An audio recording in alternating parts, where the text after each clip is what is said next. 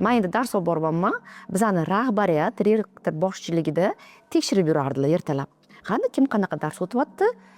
Keyin qayerdadir o'quvchilar, talabalar soni kam, qayerdadir masalan o'qituvchi o'tirib dars o'tyapti. Endi biza boshqa tajribaga ega bo'lganmiz. Xalqaro o'sha chiralardan o'tganim uchun darsni boshqacharoq tarzda o'tilardi-da. O'quvchilar ham boshqacha tinglardi. Darsda aktiv juda ham. Keyin rahbariyatimiz meni auditoriyamga kelganda, mana bo'lar ekan-u, mana shunaqa dars ham o'tish mumkin ekan-ku, mana to'la o'tirishibdi. Men yer yorilmadi, yerga tegiga tushib ketmadim, chunki bu universitetdagi dars emas edi aslida. Meni yig'ma darsim edi. Keyin rahbariyatimiz yordamchisi meni chaqirganlar. Bunaqa qilish mumkin emas. Chunki rektorimiz kirib, bu nima dars o'zi deganlarda, men ularga bu universitetda dars emas, men qo'shimcha darsim.